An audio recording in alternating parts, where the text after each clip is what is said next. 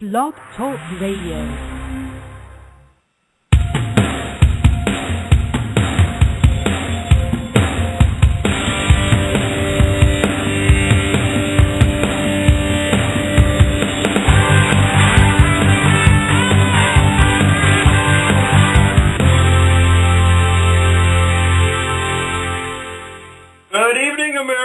Welcome one more time to Business Credit Radio. We're on blogtalkradio.com. Well, thank you very much. BCR is the voice for credit and financial professionals worldwide. We're going to do a little shout out to our sponsor this evening, which is Credit Management Association, CMA. This evening's show is partially brought to you by the Credit Management Association, a proud affiliate of the National Association of Credit Management that has helped business-to-business companies with their credit, collections, and financial decisions since 1883. Contact CMA at www.creditmanagementassociation.org for more details on how CMA can benefit you.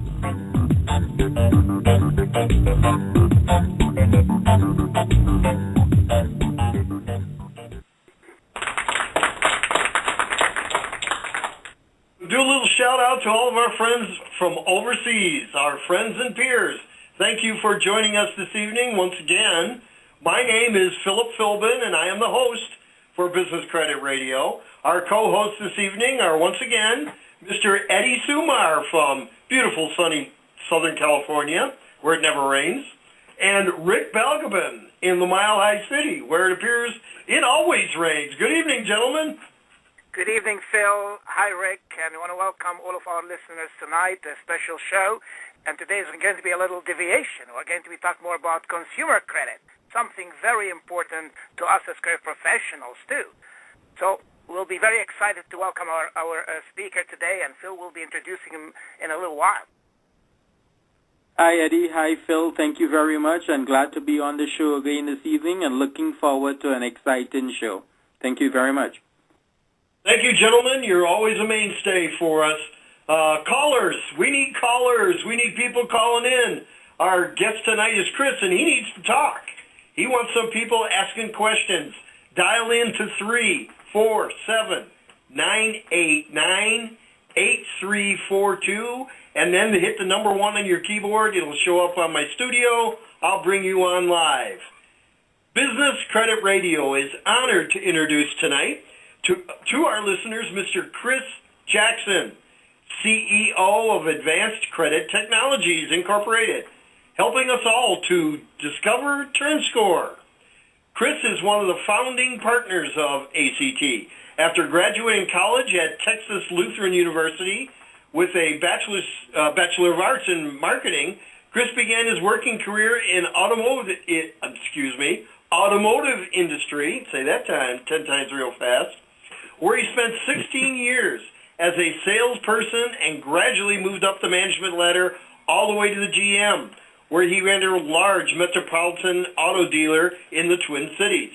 This industry was become the genesis for what would become TurnScor years later. This industry is a direct conduit to the need of the consumers to have good credit scores. In 2004, Chris began helping individuals manage and repair their personal credit profiles.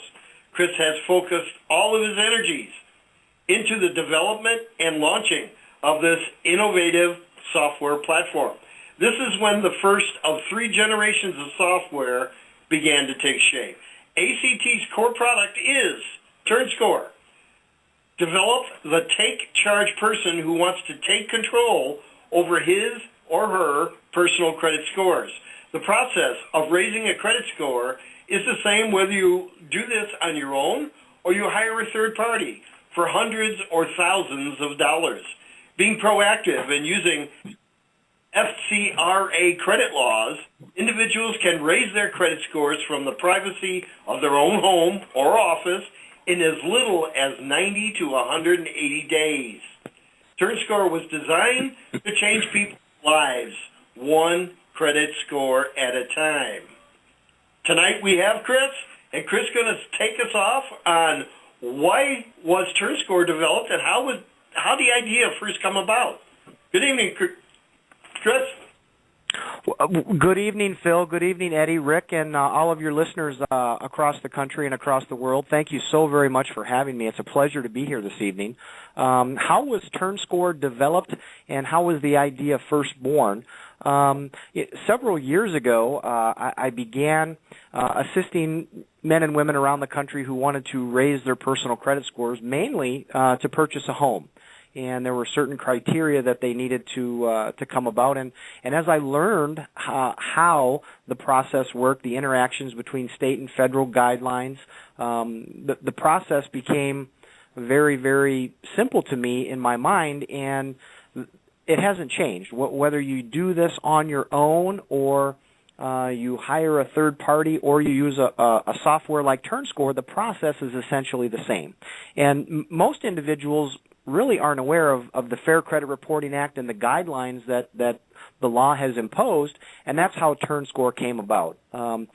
Quite simply, it was an idea that I wanted to help as many people as possible and make it easy to access and affordable for everyone to be able to take advantage of the processes and the laws that are currently in place so that they could raise their personal credit scores from the privacy of their home or office. And the laws specifically say that anything that's in Eddie's profile, Phil's, Chris's, Rick's, the audience, the items that are in your personal profile have to be accurate and verifiable, and the burden of proof is on the third-party creditors and the three major repositories, which is TransUnion, Experian, and Equifax, which recently an expose on 60 Minutes just illustrated that in conjunction with the FDC, how many errors are in people's credit profiles and the impact that it has on your financial well-being because of a subpar credit score.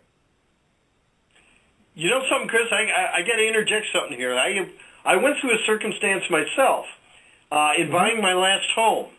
My wife and I have always paid all of our bills on time. We're very anal about that, and we always take care of our credit score.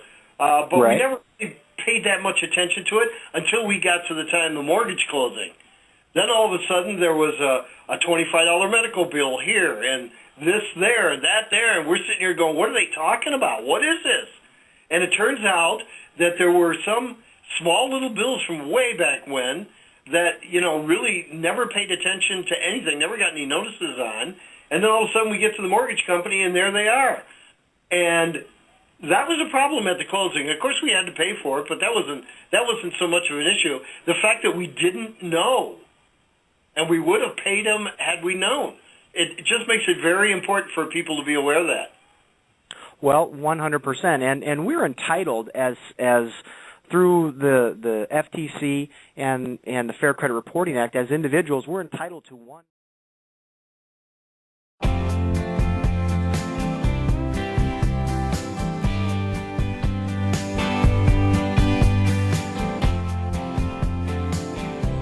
Would you like to hear more? This is Phil Philbin, the radio talk show host on Business Credit Radio. This full version is available at www.blogtalkradio.com, or you can go to our website at ccma-llc.com. I'm Phil Philbin for Business Credit Radio, and we'll leave the phone lines open for you.